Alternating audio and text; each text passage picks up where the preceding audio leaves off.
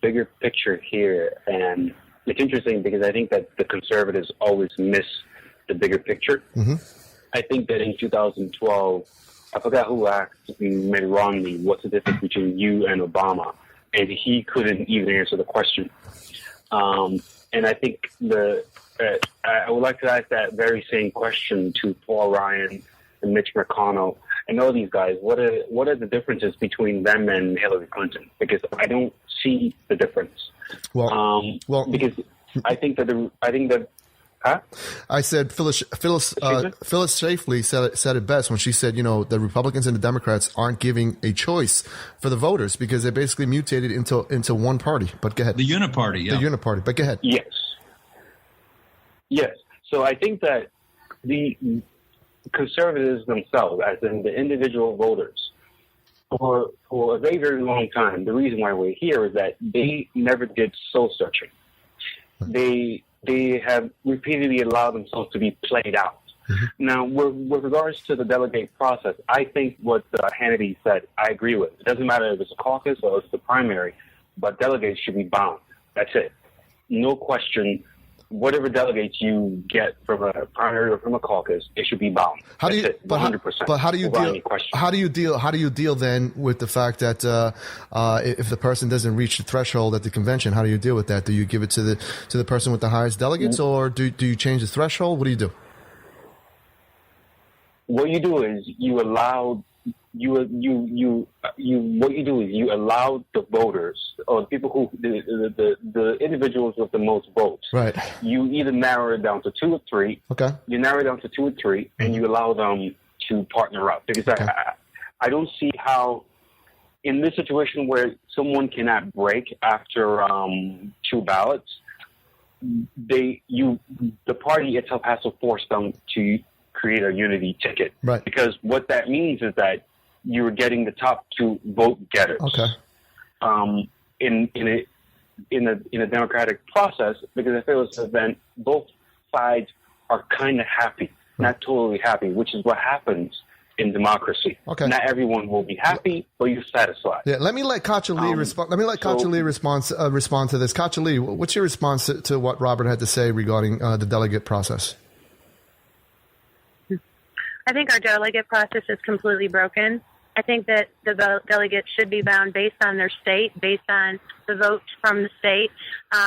Specifically, I think it should be a winner-take-all. I don't think that we should have all of these, proportional delegates given you get 2, you get 5, and then Here we go. That's when you start into bribery. Here it starts. So I think that should be something that we should look at, and I'm hoping that there's going to be a lot of changes, which I do believe is going to happen coming out of this, because it needs to be fair, and the corruption needs to go. People are not going to put up with it anymore. It's actually so sad, and I continue to say that, how sad and depressed I am that our country has come to this.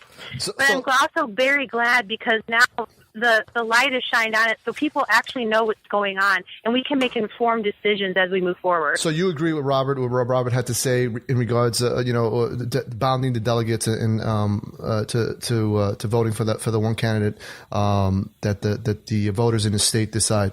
So you basically agree with what Robert had to say. At this time, I wanna thank Robert for calling in. I gotta hit the hotlines here. I have so many people holding here. I want to pick up my buddy HC. Welcome to the Silent Majority. What's up, guys? How are you? Welcome to the Silent Majority. What's up? Oh, I've got a few responses. A, I definitely agree. The delegates need to be bound.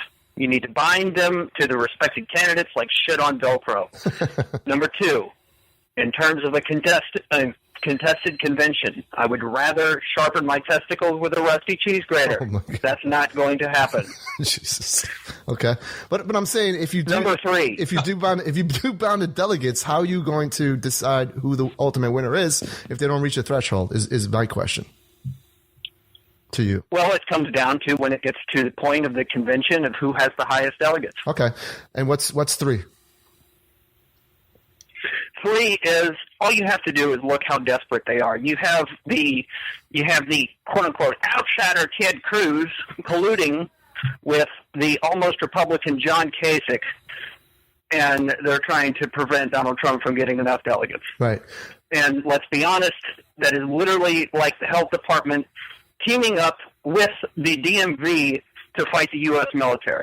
Okay. It's not going to happen. All right. Well, listen, HC, I want to thank you for calling. The phone lines are jam-packed, buddy. I'll be in contact with you. I got to talk about some interesting things that I'm working on, but I'll be in contact with you, buddy, all right?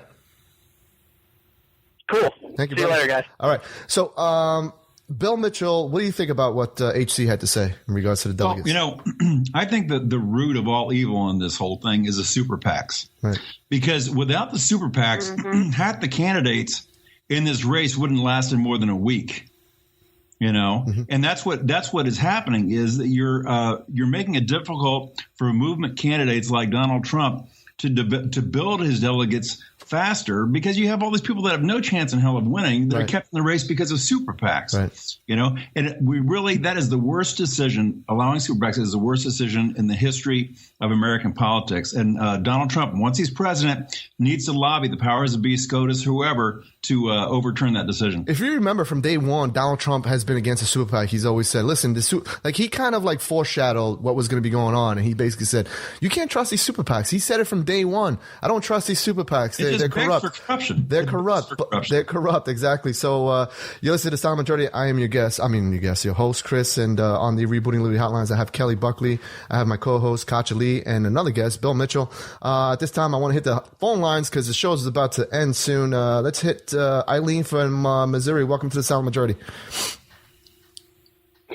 Good afternoon, or evening, I should say. I got a couple of things to say about the delegates. The man before had just said, if there was not enough delegates, how would you determine it? What about we the people? We voted. The one with the most votes from the people where we voted. I know there's states that they didn't, but why couldn't that be a determining factor? And if not, why are we voting? Well, the people are out there voting. My daughter has never voted until this time, and she looked at me and said, why? And it's true. I don't get it. It's almost I don't know if you remember what George Carlin says. They give you the illusion that you have a vote. They give you the illusion that you have a vote. And it looks like we don't. And thanks to Donald Trump, again, for better or for worse, he's awoken the sleeping giant, so to speak, here in terms of the American citizen, and they know exactly what the corruption that's going on. But Eileen, I want to thank you for calling. I got to hit these phone lines. I'm sorry. Eileen? The super PACs. Say again? Yeah, the super PACs. The super PACs, if they spent all the money that they have spent trying to get rid of Trump, they're not going to, and put that towards our debt or our vets or our elderly. Exactly. It's sickening how much they spend. Exactly. Let me just throw this in real quickly. Here's my offer I'd like to make to all the super PACs out there. Send me 10% of all the money you're going to spend on this election, and I will tell you your guy has no chance. And that's my offer to you. And you'll save 90% of the money. Katja, what do you think about that? What do you think about what Bill Mitchell had to say regarding what's one of your ideas in terms of dealing with these super PACs? I think that the super PACs need to go. I think that we need to take money out of these politics. I think that if these folks want to get elected, then they need to get it from the people, from the citizenry. I think that there should be a limit on the amount of money that they can give, each individual person can give. I think that I think that people would have a lot more faith in knowing that it's actually people, like Bernie Sanders, what is it, the $26 deal? Ben Carson, he was getting people to give $50. Right. I myself, we did a 45 over a couple weekends ago for the 45th president, which is going to be Mr. Trump. So there's all kinds of ways to raise money as an individual, as a grassroots, and it doesn't have to come from these super PACs who are just doing it for power. Right. They're just doing it so that they can get whatever kind of goodies that they want from the government. Right. And that's where the corruption lies, and we need to get rid of it. Right. And what's some more disgusting? I just saw an article where Tom Donahue is going to be heading to the convention because he's worried about, I don't know if you know who Tom Donahue is, but he's basically the U.S. Chamber of Commerce, the CEO, and he's heading to the convention. He's going to make sure that, he gets his man elected, I guess. But I don't think it's going to happen this year. Cody from Florida, quickly, welcome to the Silent Majority. Yes, sir. There's something I need to get off my chest. Try to get through to Sean Hannity, try to get through to Michael Savage. Mm-hmm. It's about Ted Cruz misleading the American people. How he gets on there and says, I beat Donald Trump here, and here. Donald Trump has beat him 20 plus more times. Right. Well, I believe... I can't take it. And him saying that he can beat Hillary Clinton, he's the only candidate that can beat Hillary Clinton. If you can't beat Donald Trump, how can you beat Hillary Clinton? Bill, honestly, Bill Mitchell, we spoke about this. Give him the response, the typical response we give to callers who call regarding this. But whether that Ted Cruz can beat Hillary Clinton, right? Yeah, he can't. That's it. It was that simple. He can't. He can't reach over. He can't reach over to the other aisle. He can't get the independents to vote for him. For a while, that was so clear. The thing is, he's very, very much a far right candidate, and he's not appealing on a personal level at all. If he didn't have the whole religious thing going on, which I don't really believe he's that religious of a guy because, he just doesn't act like it. But anyway, if he didn't have the whole religious thing going on, he'd be at, 4% in the polls. Right. If it was just based on his policies and his personality, right. So, Cruz has no chance in the general, and he's not going to get to the general. Let me just say this. Donald Trump is going to win the nomination. Right.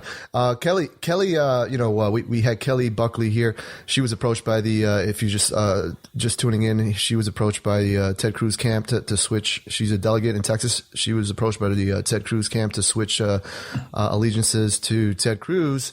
Kelly, what's your prediction regarding Donald Trump and reaching the 1237? Do you think he's going to ultimately do it? Oh, he's going to do it before the convention. Awesome. I think so too. I really believe he's going to do it before the convention, but I'm still going. I hear you. I think so too. I have to clear up these phone lines. I hate leaving people on the phone. I want to pick up at this time. It's an anonymous call. Hello, welcome to the Mr. Pinko. Yeah.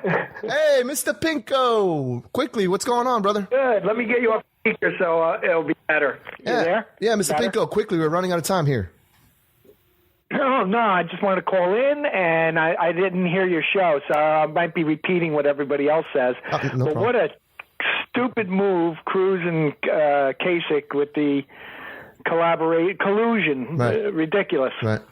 Yeah, they didn't do a very good job at it. It didn't even last 24 hours before they stabbed each other in the back. Well, I think that's all a farce. I think that's all a show. Kasich is just backtracking a little bit, but he said it. He said, "Listen, I'm not telling voters to not to vote for me," but he's not campaigning over there. He's moving on. But go ahead, Mr. Pinko. Yeah, no, is Bill on there? Yeah, I'm here. Oh, good, cool. No, I really said this is really like the death throes that's going on. That's pretty much it's the Hail Marys that they're coming up with, and they're ridiculous. Right. And you could see how Cruz is in with the GOP, the GOP establishment. Right. And, absolutely. And it's pretty pathetic. It's pretty pathetic that it's like, if you want to put it in wrestling terms, there's two wrestlers in the ring with one guy, and Trump's got to take the two on, with the collusion that's going on. So, exactly. But I think he'll rise above it. Yeah, Mr. Pinko, we're running out of time here. I want to clear the boards, but I'm going to put you on hold, okay, brother? Thank you for calling. You got it, brother. At this time, before we close it out, I want to go to Donna. Donna, welcome to the Silent Majority. Quickly, we're running out of time here. Hi. Okay, very quickly. The absolute best thing that's happened during this election for 9 or 10 months is that Americans are learning about this process, which is crooked. What a great time in America. Mm-hmm. Awesome. Thank you for calling. We're running out of time here. You're welcome. At this time, I want to thank my guest, Kelly Buckley, the brave one. She's a cancer survivor. Not only that, but she stands for American values. She stood her ground when she was approached by Ted Cruz, the Ted Cruz people, to switch her allegiances from Donald Trump to Ted Cruz. Kelly Buckley, where can everybody follow you on Twitter? I'm at Kelly B. Texas for Trump. Awesome. And Katja Lee, in closing, what do you got to say? I know it's been a busy show, a lot of callers.